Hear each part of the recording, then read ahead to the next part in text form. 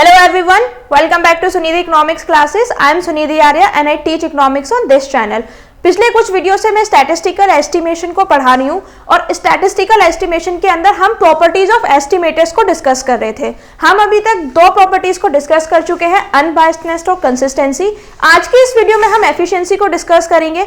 अगर आपने मेरे पहले वीडियोस नहीं देखे हैं तो आप उनको देख लीजिए, उनका लिंक आपको डिस्क्रिप्शन बॉक्स में मिल जाएगा या फिर मेरे चैनल पे प्लेलिस्ट मिल जाएगी। उन दो टॉपिक को देखने के बाद ही आप इस टॉपिक को देखिएगा ताकि आपको अच्छे से समझ में आए। आइए शुरू करते हैं एफिशिएंसी का टॉपिक। सबसे पहले हमें समझना है कि एक लेमन की लैंग्वेज में या नॉर्मल टर्म्स में एफिशिएंसी का क्या मतलब होता है।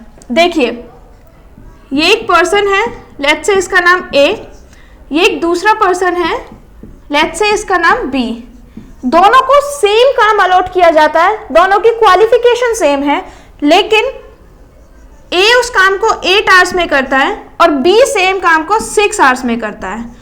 क्योंकि सेम काम को करने के लिए बी कम टाइम ले रहा है तो हम कहेंगे कि बी जो है वो ए से ज्यादा एफिशिएंट है। ठीक है, अब हमें समझना है कि जब हम कंसिस्टेंसी और अनबायस्डनेस को पहले प्रॉपर्टीज में कंसीडर कर चुके हैं तो हमें एफिशिएंसी को करने की जरूरत क्या है।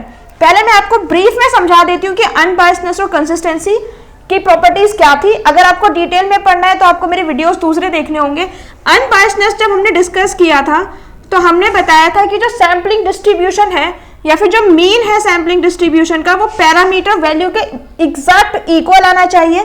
और जब हमने कंसिस्टेंसी को डिस्कस किया था तो मैंने बताया था कि हमारा जो कंसिस्टेंसी में सैम्पलिंग डिस्ट्रीब्यूशन का एवरेज है और जो मीन है वो पैरामीटर की तरफ अप्रोच करना चाहिए जैसे जैसे सैंपल साइज बढ़े। अगर हमारा सैंपल साइज इन्फिनिटी हो जाता है तो हमारा ये पैरामीटर की तरफ इंक्रीज करना चाहिए।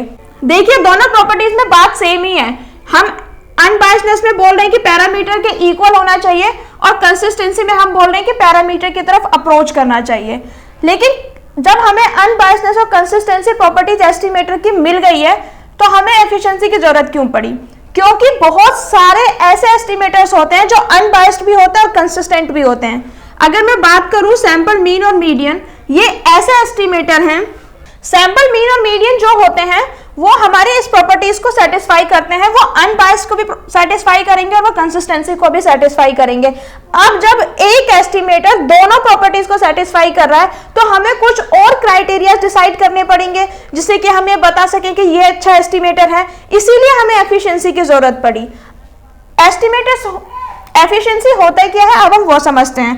If T1 and T2 are the two estimators of parameter theta, यानी कि एक पैरामीटर है थीटा जिससे हमने दो एस्टिमेटर निकाले T1 and T2, then T1 is said to be more efficient. T1 ज्यादा एफिशिएंट कब होगा? जब इसका वेरिएंस जो है वो T1 से कम होगा। T1 और T2 हमने दो पैरामीटर निकाले हैं। किससे निकाले हैं? T1 और T2 हमने दो एस्टिमेटर सेम पैरामीटर से निकाले हैं। इसमें से जिसका वेरिएंस कम होगा वो ज्यादा एफिशिएंट होगा। अगर आपको याद हो, जब मैंने वेरिएंस आपको पढ़ाया था तो वेरिएंस में मैंने आपको बताया था कि वेरिएंस हमें डिस्पर्जन को बताता है। ठीक है, कितना कोई भी हमारा डेटा सेट स्कैटर्ड है वो हमें वेरिएंस से पता चलता है। जो कम वेरिएंस इसमें होगा, जिसमें ज्यादा कंसिस्टेंसी होगी, वो हमारा ज्यादा अच्छा एस्टिमेटर माना जाएगा। और इसमें ध्यान रखने वाली बात यह है कि ये जो कंडीशन है वो सारे सैंपल साइज के लिए एप्लीकेबल होती है।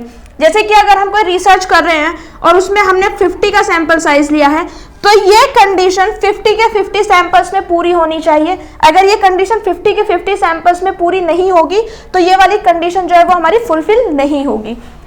एफिशिएंसी के बेस पे अब हमें एब्सोल्यूट एफिशिएंसी का कॉन्सेप्ट समझना है। हमें समझना है कि एब्सोल्यूट एफिशिएंसी होता है क्या है। अगर मैं हिंदी में बात करूं तो एब्सोल्यूट का मतलब होता है बिल्कुल। ठीक है, एब्सोल्यूट एफिशिएंसी का क्या मतलब है? The efficiency of an estimator measured with respect to the most efficient estimator is called absolute efficiency। देखिए, कोई हमारा पैरामीटर है, इससे सपोज कीजिए हमने तीन एस्टिमेटर को ड्रॉ किया, T1, T2, T3। इन तीनों में से सबसे कम वेरिएंस जो है वो T2 का है, ये हमने मान लिया। ठीक है, अब अगर हम T3 और T1 की एफिशिएंसी अगर इसके रेस्पेक्ट में मेजर करेंगे तो वो हमारी एब्सोल्यूट एफिशिएंसी कहलाएगी। यानी कि सबसे पहले हम मोस्ट एफिशिएंट एस्टिमेटर को ढूंढेंगे जिसका वेरिएंस सबसे कम होगा, और फिर हम एक एस्टिमेटर की एफिशिएंसी को उसके रिस्पेक्ट में, उसके कंपैरिजन में हम कैलकुलेट करेंगे, तो वो हमारी एब्सोल्यूट एफिशिएंसी कहलाएगी। E is equal to absolute efficiency को हम E से डिनोट करेंगे। E is equal to variance T star upon variance T। ये जो इसमें T स्टार है वो मोस्ट एफिशिएंट एस्टिमेटर है, ठीक है।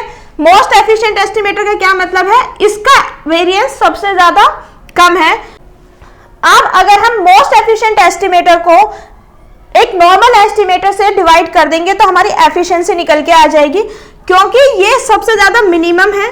मिनिमम वेरिएंस ऑलरेडी हमें पता होता है कि जो मोस्ट एफिशिएंट होगा उसका वेरिएंस मिनिमम होगा, तो इसकी वैल्यू हमेशा 1 से कम होगी।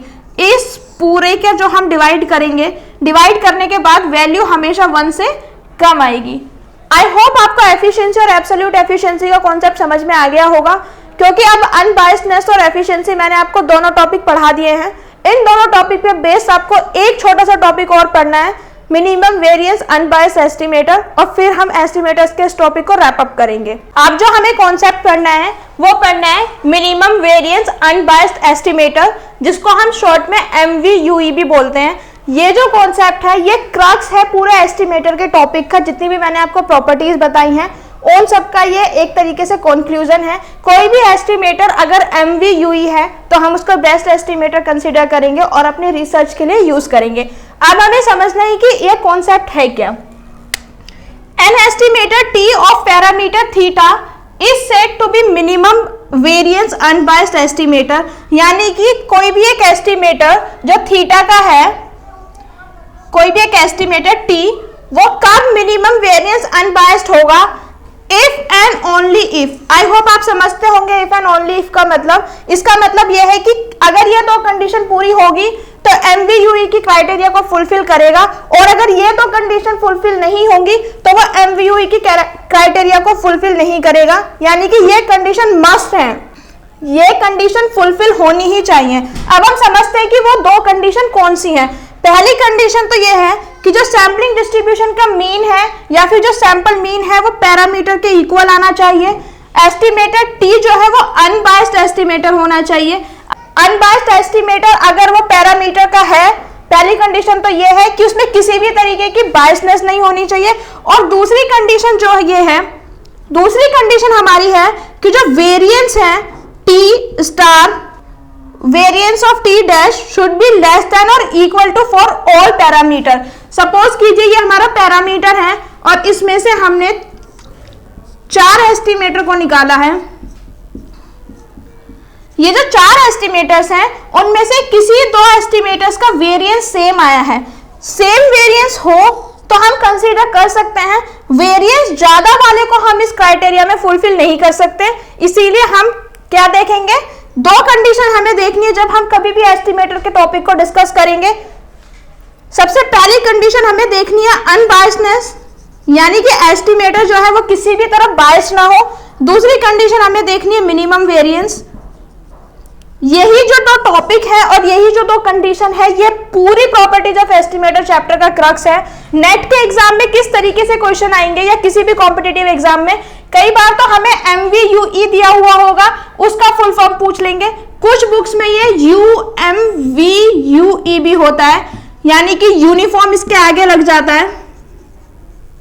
तो आपको कंफ्यूज नहीं होना है, अगर किसी बुक में यूनिफॉर्म भी लगा हुआ है, कॉन्सेप्ट सेम है, कॉन्सेप्ट के अंदर की क्राइटेरियाज भी सेम है, बस नाम में थोड़ा सा डिफरेंस है। डिफरेंट ऑथर डिफरेंट नाम से लिखते हैं, ठीक है। तो मैं आपको बता रही थी कि नेट में कई बार फुल फॉर्म भी आ जाती हैं और कई बार इस तरीके से भी पूछा जाता है कि MVUE की 2 कंडीशंस कौन कौन सी होती हैं। यहीं तक हमें प्रॉपर्टीज ऑफ एस्टिमेटर्स के बारे में पढ़ना था। आई होप आपको एफिशिएंसी, कंसिस्टेंसी, अनबायस्डनेस समझ में आ गया होगा। एक टॉपिक जो है सफिशिएंसी, वो भी प्रॉपर्टीज ऑफ एस्टिमेटर में, लेकिन वो इतना इंपॉर्टेंट नहीं है, वो कॉम्पिटिटिव एग्जाम्स में नहीं पूछा जाता है। और कुछ थ्योरम्स हैं वो कॉम्प्रिहेंसिव एग्जाम में पूछी जाती हैं।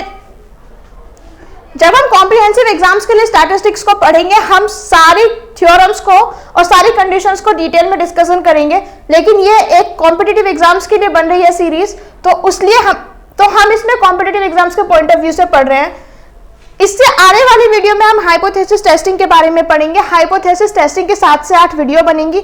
मैं हाइपोथेसिस का कॉन्सेप्ट एक्सप्लेन करूंगी और जितने भी टेस्ट होते हैं, chi square test, T test, F test, सब पे मैं आपको क्वेश्चन सॉल्व करके बताऊंगी और मैं सिखाऊंगी कि हाइपोथेसिस टेस्टिंग होती कैसे है, तीनों अलग अलग तरीके से। अगर आपको मेरा वीडियो अच्छा लगा है तो please like the video, share it with your friends and subscribe to the channel. Subscribe करने के बाद नोटिफिकेशन बेल जरूर ऑन कीजिएगा ताकि नेक्स्ट टाइम मेरी वीडियो सबसे पहले आपको मिले। और अगर आपने मुझे यहाँ तक सुना है तो प्लीज कमेंट करके बताइए कि आपको मेरे लेक्चर्स कैसे लगे। आपका कोई भी फीडबैक है तो I am here to listen. Please let me know in the comment section below. Until next time, thank you so much. Don't forget to like, share and subscribe.